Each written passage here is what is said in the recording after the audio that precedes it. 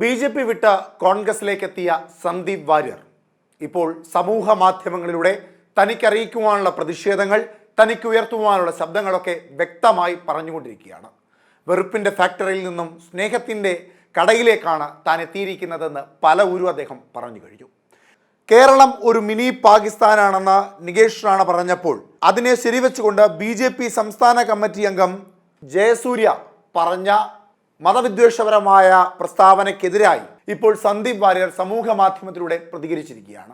BJP വിട്ട് കോൺഗ്രസിലേക്കെത്തിയ സന്ദീപ് വാര്യർ ശരിക്കും കോൺഗ്രസിലേക്കല്ല, മറിച്ച് മുസ്ലിം ലീഗിലേക്കാണ് പോയത് എന്ന വാദം ശക്തമായ രീതിയിൽ ബി.ജെ.പിയിൽ നിന്ന് ഉയരുമ്പോൾ അതിനെതിരെയുള്ള മറുപടികളെല്ലാം കൃത്യമായി അദ്ദേഹം സമൂഹ മാധ്യമങ്ങളിലൂടെ നൽകിയിരുന്നു. ജയശങ്കർ എന്ന രാഷ്ട്രീയ നിരീക്ഷകൻ കഴിഞ്ഞ ദിവസം അദ്ദേഹത്തിന്റെ തലപ്പാവുമായി ബന്ധപ്പെട്ട ഒരു പ്രതികരണം നൽകിയപ്പോൾ അദ്ദേഹം സമൂഹ മാധ്യമത്തിൽ ഇട്ട ഒരു ഫോട്ടോയിൽ ആ തലപ്പാവുമായി ബന്ധപ്പെട്ട ഒരു പ്രസ്താവന നടത്തിയപ്പോൾ അതിന് മറുപടി അദ്ദേഹം ഫേസ്ബുക്കിൽ കുറിക്കുകയുണ്ടായി.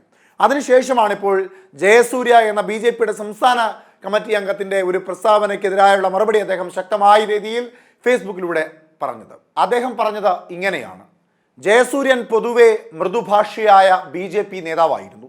മൃദുഭാഷിയായ ജയസൂര്യനെ പോലും കടുത്ത വർഗീയവാദിയാക്കുന്ന ഇക്കോസിസ്റ്റത്തെ കുറിച്ചാണ് വെറുപ്പും വിദ്വേഷവും ഉൽപ്പാദിപ്പിക്കുന്ന ഫാക്ടറി എന്ന് ഞാൻ പറഞ്ഞത്. അതിനകത്ത് പ്രവർത്തിക്കുന്ന ഓരോരുത്തർക്കും ജയസൂര്യനെ പോലെ പറയാനേ കഴിയൂ. തിരൂരിലെ തുഞ്ചൻ പ്രതിമ ബി.ജെ.പിയുടെ കേരള ഘടകം വർഗീയ വിഭജനം ഉണ്ടാക്കാൻ ഉപയോഗിക്കുന്ന ഒരായുധമാണ്.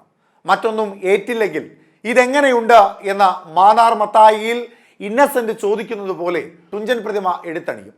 പക്ഷേ വാസ്തവവിരുദ്ധമായ നുണപ്രചാരണമാണ് തുഞ്ചൻ പ്രതിമയുമായി ബന്ധപ്പെട്ട ബി.ജെ.പി നടത്തുന്നത് എന്നാണ് സത്യം.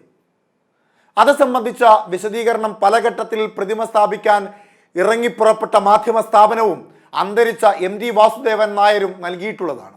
മലപ്പുറത്തിന് അങ്ങനെ പ്രതിമാ വിദ്വേഷമൊന്നുമില്ല. തൽക്കാലം അതവിടെ നിൽക്കട്ടെ.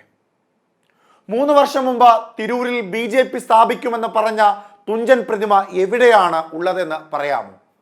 മെട്രോമാൻ ശ്രീധരനെ മുഖമായി നിർത്തി പാൽ സൊസൈറ്റി മുതൽ പാർലമെന്റ് വരെ മത്സരിക്കുന്ന കൃഷ്ണകുമാറിനെ കൺവീനറാക്കി 1001 അംഗ പ്രതിമ നിർമ്മാണ കമ്മിറ്റി ഉണ്ടാക്കിയിരുന്നുവല്ലോ. തുഞ്ചൻ ആചാര്യന്റെ പ്രതിമയുടെ പേരിൽ കോടികൾ പിരിച്ച് പുട്ടടിച്ചതല്ലാതെ ബി.ജെ.പി എന്താണ് ചെയ്തിട്ടുള്ളത്? 1001 അംഗ തുഞ്ചൻ പ്രതിമ നിർമ്മാണ കമ്മിറ്റി പിന്നീട് എപ്പോഴെങ്കിലും യോഗം ചേർന്നിട്ടുണ്ടോ?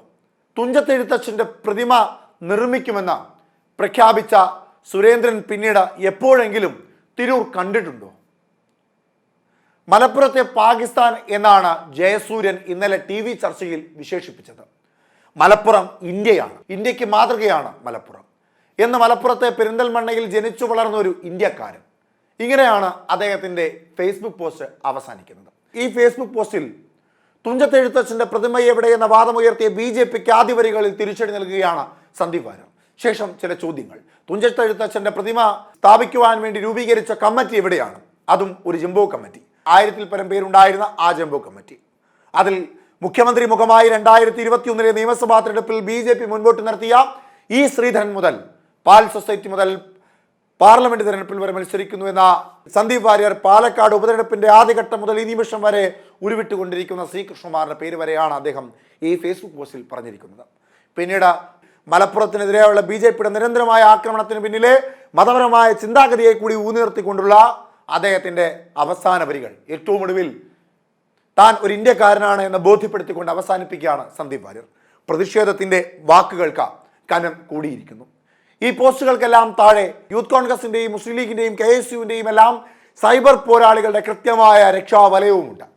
എന്തായാലും അന്തിച്ചർച്ചകളിൽ ബി.ജെ.പിയുടെ മുഖമായി പ്രസംഗിച്ചുകൊണ്ടിരുന്ന സന്ദീപ് വാര്യർ ഇപ്പോൾ അന്തിച്ചർച്ചകളിൽ ഇല്ലെങ്കിലും ഫേസ്ബുക്കിലൂടെ സമൂഹ മാധ്യമങ്ങളിലൂടെ തന്നെ പിന്തുടരുന്ന സമൂഹ മാധ്യമ സുഹൃത്തുക്കൾക്ക് മുമ്പിൽ തുറന്നടിക്കുകയാണ് തൻ്റെ പ്രതിഷേധ ധ്വനികൾ ഓരോന്നും.